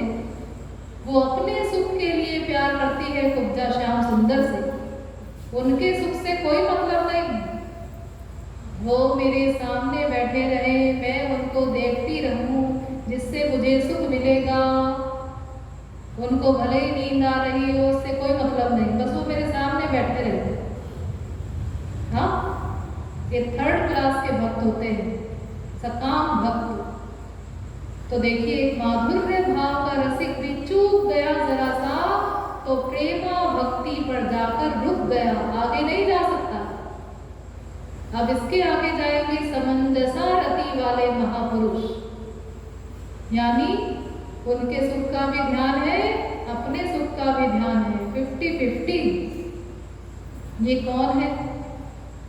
ये है भगवान की श्रीमती महालक्ष्मी, रुक्मिणी वगैरह। ये जाएंगे देखिए प्रेमा भक्ति से आगे स्नेह भक्ति, मान भक्ति, प्रणय भक्ति, राग भक्ति, अनुराग भक्ति। अनुराग भक्ति पर जाकर ये भी रुक गई, 5 क्लास लांग गई, लेकिन अनुराग भक्ति पर जाकर ये भी रुक गई, आगे नहीं जा सकती। अब इसके आगे भी और कोई जाएगा? हाँ, इसके आगे जाएंगे समर्थारति वाले महापुरुष। ये कौन है? ये है ब्रज गोपियां, जिनका लक्ष्य क्या है? निजेंद्रिय सुख वांछा लहे गोपिकार, कृष्ण सुख हेतु करे संगम विहार। चैतन्य महाप्रभु, अपने सुख से कोई मतलब ही नहीं है, जैसे श्याम सुंदर को सुख मिले। ये ब्रज गोपियां अपने शरीर के अंगों का श्रृंगार भी इसीलिए करती है कि हमारे शरीर से श्याम सुंदर को सुख मिले। अपना तन मन धन सब कुछ प्यारे श्याम सुंदर पर ही न्योछावर करती है और किसी भी कीमत पर उनके सुख को त्यागने को तैयार नहीं है। हाँ, घर तजो वन तजो, नागर नगर तजो, वंशी वट तट तजो, काहू पे न जीवो, देह तजो गेह तजो, नेह कहो कैसे तजो, आज राज काज सब साज ऐसे सजीवो, बावरो भयो हलोक, बावरी कहत मोको, बावरी कहे मैं काहू ना बर जीवो, कहैया हो सुनैया तजो, बाप और भैया तजो, भैया तजो दैया पे, कन्हैया नाही तजीवो, कन्हैया नाही तजीवो। ये है माधुर्य भाव का रस। अब एक समस्या है इसके आगे, हम लोग इस प्रकार से भगवान की उपासना करने चले, या आप लोगों में से करते भी होंगे इस प्रकार से, लेकिन एक बात और है, वह बहुत आवश्यक है। वह कौन सी बात है? वेद से लेकर रामायण तक हर ग्रंथ में एव शब्द लगा है। एव माने ही, भी नहीं, ही। मामेव ये प्रपद्यन्ते अनन्याः चिन्तयन्तो मां ये जनाः पर्युपासते। गीता 9वें अध्याय का 22वां श्लोक। अनन्य चेताः सततं यो मां स्मरति नित्यशः। गीता 8वें अध्याय का 14वां श्लोक। मामेकं शरणं व्रज तमेव शरणं गच्छ सर्वभावेन भारत। गीता 18वें अध्याय का 62वां श्लोक। सर्वत्र यही कहा गया, भागवत भी यही कहती, मामेकमेव शरण मात्मानं सर्वदेहिनां। भागवत 11वें स्कंद के 12वें अध्याय का 15वां श्लोक। यानी एक भरोसो एक बल एक आस विश्वास। अनन्य बनना होगा, अनन्य। हम लोग ईश्वर भक्ति अनंत जन्मों में अनंत बार कर चुके। ये कोई नया पाठ आप लोगों को नहीं पढ़ाया जा रहा है, ये कोई नई बात आप लोगों को नहीं बताई जा रही है। पुराने पाठ का ही ये सब बातें हम लोग अनंत जन्मों में अनंत बार सुन चुके, लेकिन अनन्य नहीं बने। श्री कृष्ण से भी प्यार किया हम लोगों ने, भी लगाया भी, लेकिन अनन्य नहीं बने। अनन्य माने अन्य नहीं, ना अन्य अनन्य, जैसे ना एक अनेक, ना उचित अनुचित, ऐसे ही ना अन्य अनन्य। अन्य कौन? बाकी जितने बचे वो सब अन्य। हाँ, श्री कृष्ण से ही प्यार करना होगा हम लोगों को, ही लगाना होगा ही। हम लोग भी लगाए हुए, अजी थोड़ा माता जी से भी, अजी थोड़ा पिताजी से भी, अजी थोड़ा बीवी जी से भी, अजी थोड़ा बच्चों जी से भी, अजी थोड़ा पति जी से भी। नाना कोई जी से नहीं, सब में ड्यूटी कीजिए, ड्यूटी कर्तव्य पालन, लेकिन मन का अटैचमेंट, मन का लगाव केवल हरि गुरु से ही करना होगा, ही लगाना होगा ही। जैसे आप लोग कपड़ा धोते हैं, छूट ही मन की मन ही के धोए, धृत की पाव को वारी बिलोए। ये जितने भी मायाबद्ध लोग हैं, स्त्री पति बाप बेटा संसार के लोग, इनका अंतःकरण गंदा है, मन गंदा है। अगर ये आपके अंतःकरण में आएंगे, इनसे आपके मन का अटैचमेंट होगा, इनका आप चिंतन करेंगे, तो आपका मन और गंदा हो जाएगा। हाँ, ये आपका मन ऐसा है जैसे कोई गंदा कपड़ा जो 50 साल से धुला ना हो और गंदगी की परत के ऊपर परत जम गई हो उसके ऊपर, तो आपने उसको साबुन लगाया, निर्मल जल से धो दिया, थोड़ा सा शुद्ध हुआ, थोड़ा साफ हुआ, फिर गंदगी में डुबो दी, फिर साबुन लगाया, फिर निर्मल जल से धोया, थोड़ा सा साफ हुआ और फिर गंदगी में डुबो दी। ऐसे तो वो कपड़ा कभी साफ होगा ही नहीं, वो फट जाएगा लेकिन साफ नहीं होगा। हाँ, इसी प्रकार ये हमारा मन है जिसमें अनंत पाप भरे पड़े हैं, गंदगी भरी पड़ी है। आपने थोड़ी देर साधना की, आंसू बहाए, चिंतन किया, हरि गुरु का कीर्तन किया, ध्यान किया, थोड़ा सा शुद्ध हुआ और फिर उसमें मन में संसार को भर लिया, स्त्री पति बाप बेटा सबका चिंतन किया, उनको भी ले आया उसी मन में, फिर गंदा हो गया। फिर थोड़ी देर साधना की बैठकर, भगवान का ध्यान किया, गुरु का ध्यान किया, फिर थोड़ा सा शुद्ध हुआ और फिर उसी में मन में संसार को भर लिया, सब धपड़ सपड़ किया, उसी थाली में रसगुल्ला और उसी में पाखाना। हाँ, तो ऐसे तो वो मन कभी शुद्ध होगा ही नहीं। तो भगवान कहते हैं देखो भाई, ये सब हिसाब किताब ठीक नहीं। एक तरफ मैं धोता जाऊं और एक तरफ तुम गंदा करते जाओ, तो ये सब हिसाब किताब ठीक नहीं। इसलिए हमारी एक शर्त है कि तुमको अनन्य बनना होगा। यदा ये वरेश एतस्मिन्नु दरवंतरं कुरुते अथ तस्य भयं भवति। तैत्तरीयोपनिषद।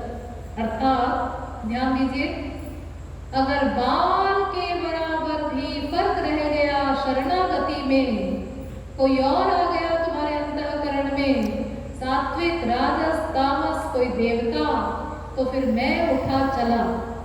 ये मेरा कानून है। अगर मुझसे प्यार करना है तो मेरे कानून को समझ लो पहले।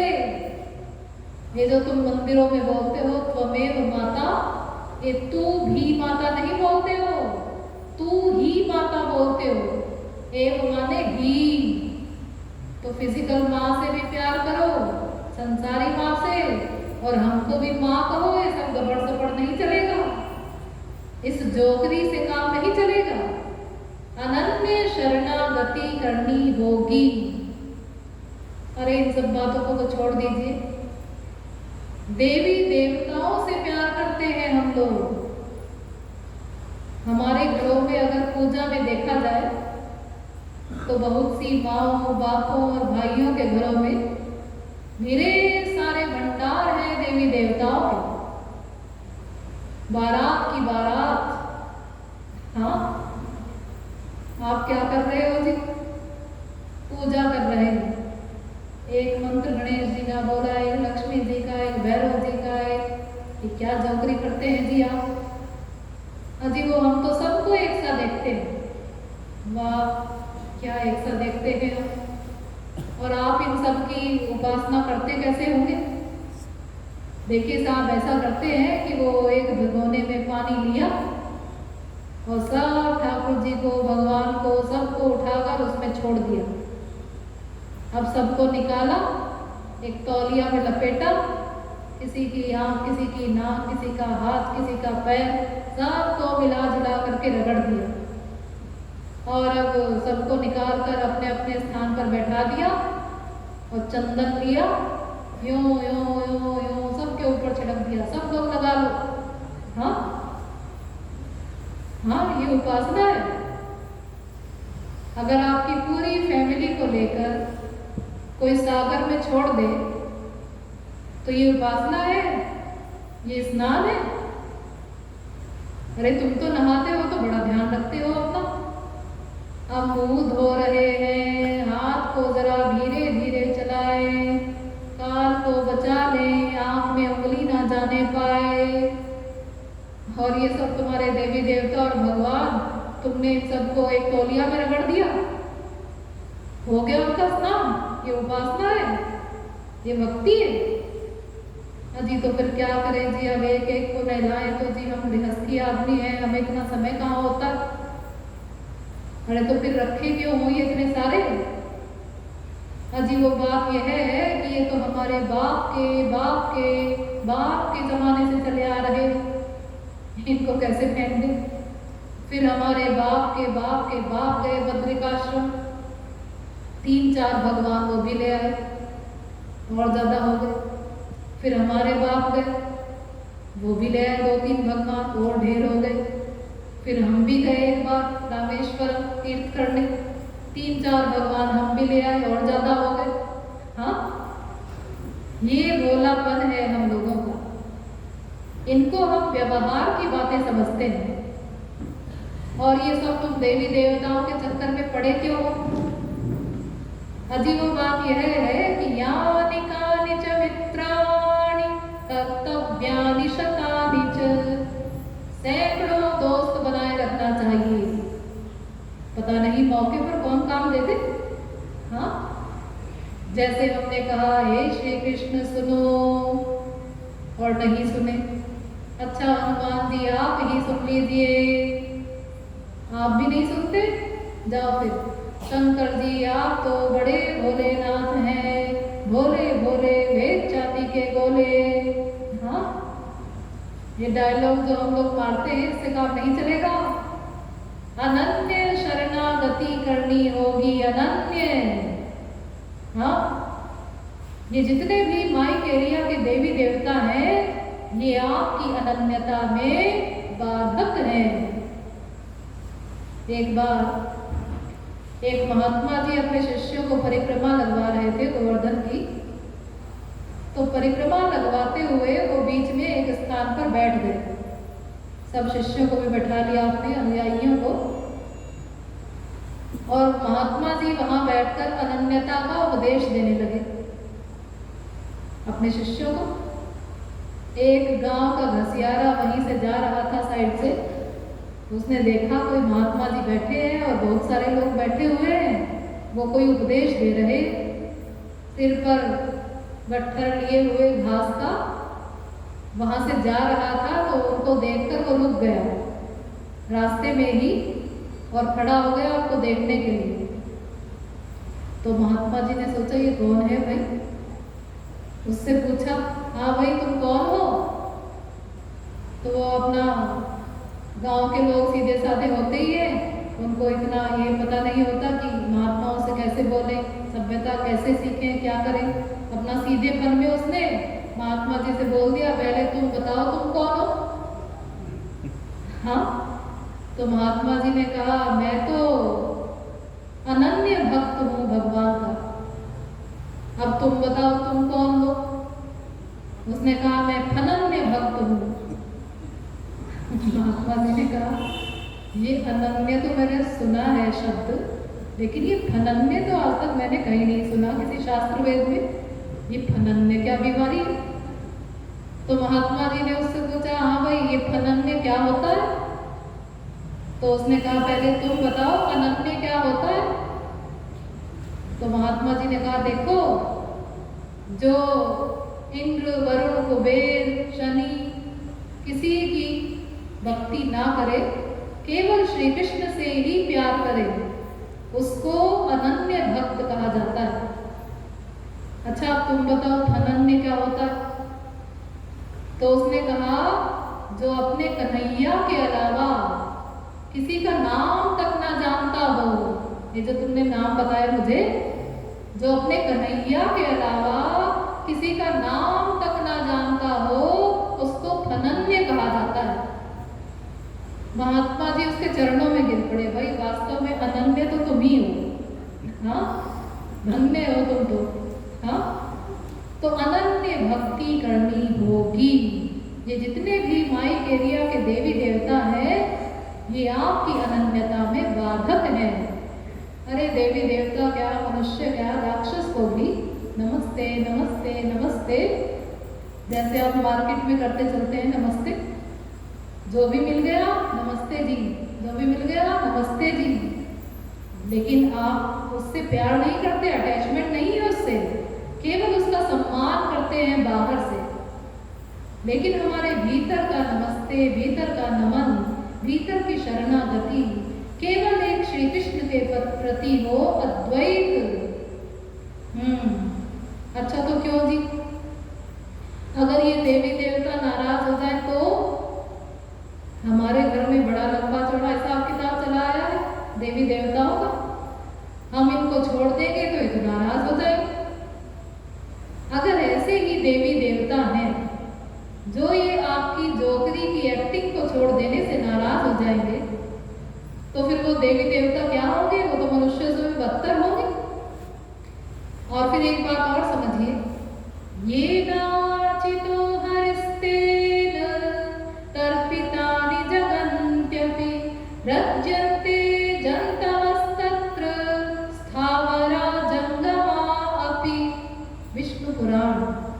अर्थात देवी देवताओं को तो छोड़ दीजिए, पेड़ पौधों से लेकर और ब्रह्मा तक जितने भी 84 लाख प्रकार के जीव हैं, वो सब अन्य में आ गए, अन्य में। अब केवल एक बचे, श्याम सुंदर, जिसने उनकी भक्ति कर ली, उसने इन सब की भक्ति कर ली। हाँ, ऐसा ईश्वर ने मान लिया, ये कानून है। अब उसको अलग से किसी की भक्ति करने की आवश्यकता नहीं। भागवत में कितना सुंदर लिखा है इसके विषय में, यथा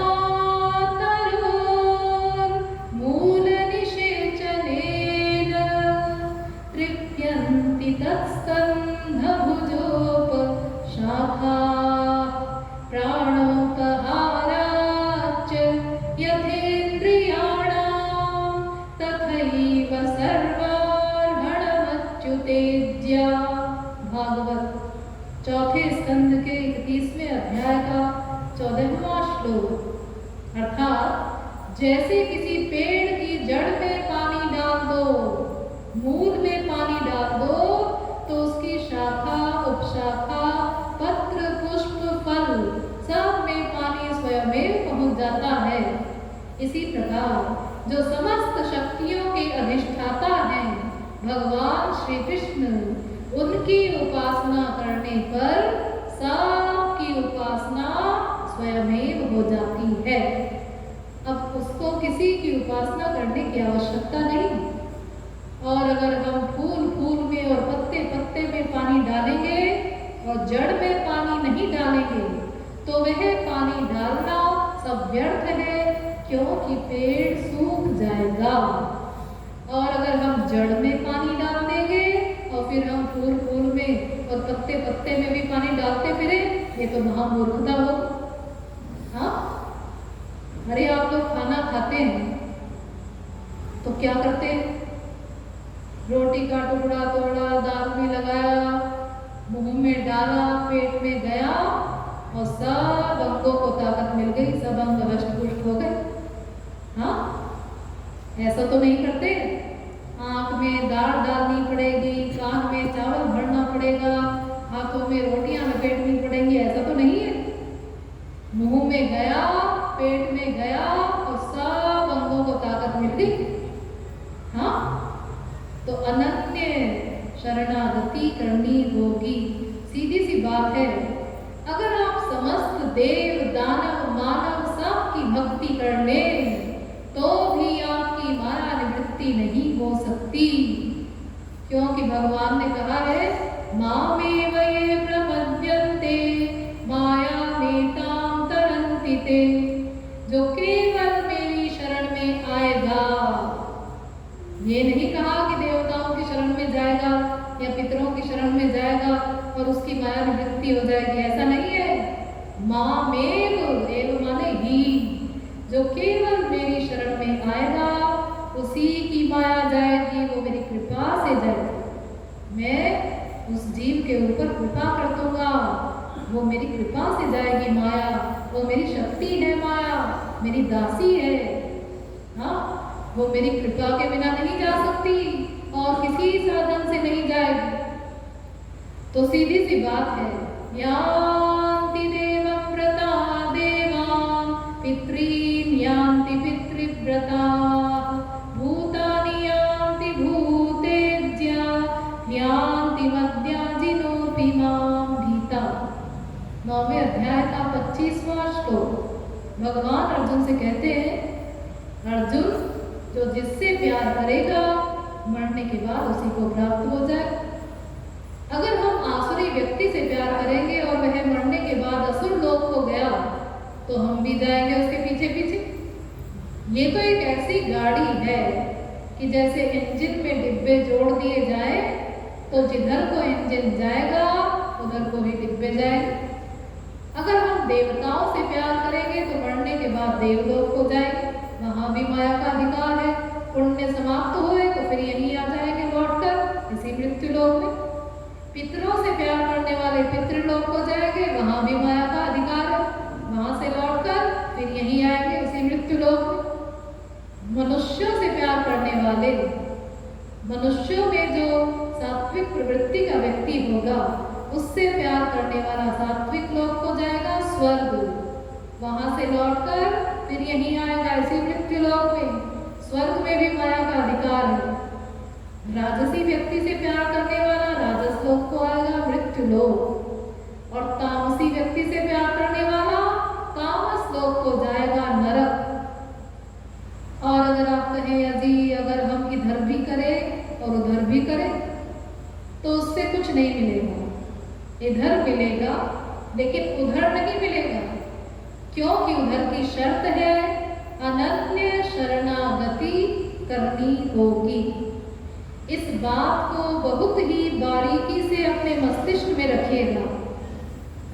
अब अगर आप अपने ये देवी देवताओं का या अन्य जो आपने रख रखे हैं इनका सम्मान करना चाहते हैं तो आप इनको गंगा जी में या यमुना जी में प्रवाहित कर दीजिए।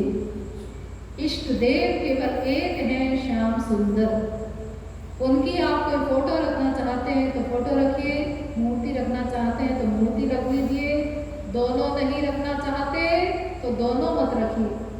8 प्रकार की मूर्ति होती है, उनमें से एक होती है मनोमयी मूर्ति, यानी मन से बना लो, उसका भी वही फल मिलेगा जो आप बाहरी मूर्ति में भगवान की भावना बनाकर उसकी उपासना करते हैं। जो फल उसका मिलता है उसका भी वही फल मिलेगा जो आप मन से रूप ध्यान बनाएंगे। क्योंकि बाहरी मूर्ति रखने में कई लोगों को कई प्रकार की प्रॉब्लम्स आ जाती हैं। जैसे मूर्ति रखनी, अजी हमारा तो मन होता है कि रोज ठाकुर जी के कपड़े बदला करें, लेकिन कहाँ से बदले जी, पैसा तो है नहीं, आटा तो पूरा नहीं पड़ता बेटा बेटी को खाने के लिए। अजी हमारा तो मन होता है कि एक हीरो का हार पहनाए ठाकुर जी को, लेकिन साहब वो तो 10-12 लाख का है, जैसा हम चाहते हैं वैसा तो ये तो मन की मन में रही जा रही। छोड़िए इन सब बातों को, आँख बंद कीजिए और सामने श्याम सुंदर को खड़ा कीजिए, या दोनों को खड़ा कीजिए, ठाकुर जी और किशोरी जी, वो दोनों अलग नहीं है। लीला करने के लिए दो रूप बनाए गए हैं, वो दोनों एक ही हैं। अब या तो एक को खड़ा कीजिए, दूसरे को उसमें समाहित कर दीजिए, या दोनों को खड़ा कीजिए, साथ में अपने गुरु को भी खड़ा कीजिए।